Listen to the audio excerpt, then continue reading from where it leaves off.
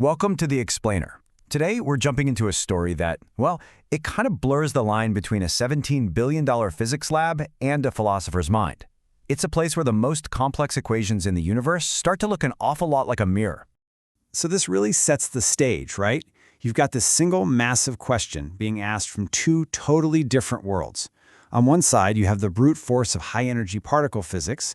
On the other, just quiet self-inquiry. And the whole idea of our story is, what if they're asking the exact same thing? So on one hand, you've got the brilliant Richard Feynman, who really represents that relentless drive to figure out the universe using math. And on the other, the Indian sage Ramana Maharshi, who is chasing the same truth by asking a really simple question: who am I? This story is about what happens when those two worlds collide. Okay, so our story kicks off with this physicist, Dr. Aris Thorne. And this guy, he's at the absolute peak of his career. He's reached the top of the mountain, only to realize he's hit what he calls the beautiful dead end. You see, Thorne was, well, he was pretty fed up. Physics had all its pieces, right? The Standard Model was complete, they'd found the Higgs boson, but it didn't really explain anything fundamental. It was great at describing how the universe worked, but it had absolutely no clue what it was.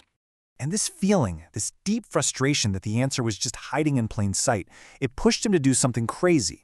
He basically went rogue and built a machine nobody asked for, based on an idea everyone thought was completely nuts. And he called this thing the witness array. It wasn't designed to find some new, shiny particle. Nope, this was about testing a completely heretical idea about reality itself. Okay, so think about it like this. Normal detectors, they work by, smashing into things. A particle zips by, it hits a sensor, leaves a little mark. But the witness array, it was the exact opposite. It was designed to be a void, a space where the universe could just be, without anyone peeking over its shoulder, to see if it acts differently when it thinks no one's watching. Now, the idea behind this was just totally bonkers to most physicists. Thorne's whole hypothesis was that consciousness isn't something our brains just cook up. He thought it was fundamental, like gravity or electromagnetism. So his machine wasn't looking for stuff. It was trying to detect the act of looking itself.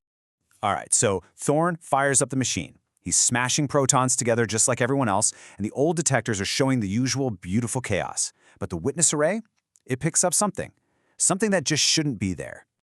Right in the middle of all that messy, predictable particle data, this new pattern shows up, and it's not messy at all. It's incredibly clean, super clear. The source material even says it was like the signal wanted to be seen.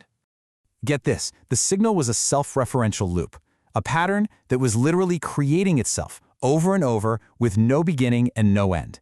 It was an effect that was somehow also its own cause. I mean, that just throws the whole linear flow of time right out the window. And we're not talking about just bending the rules here. This thing shattered them.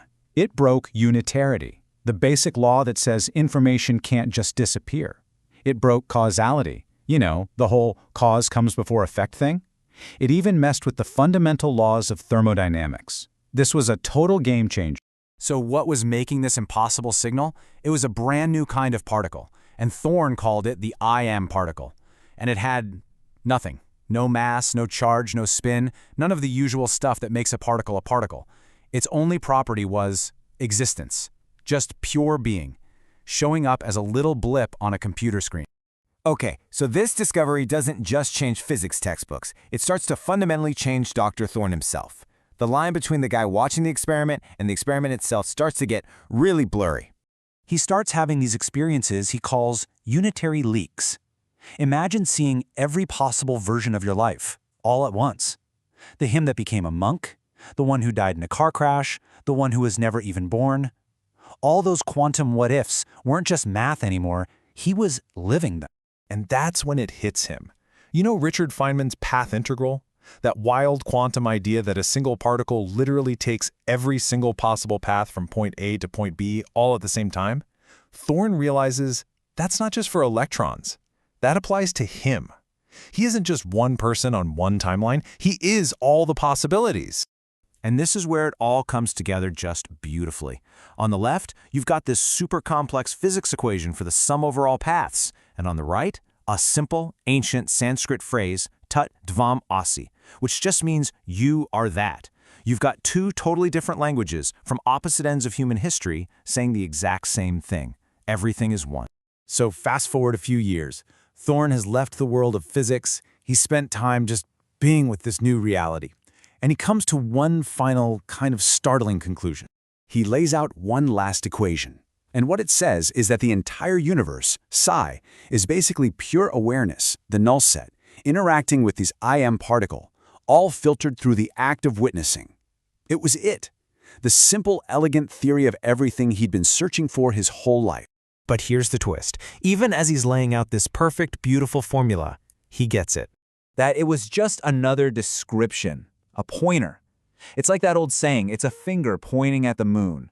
The equation for awareness isn't awareness itself, right? The map isn't the place.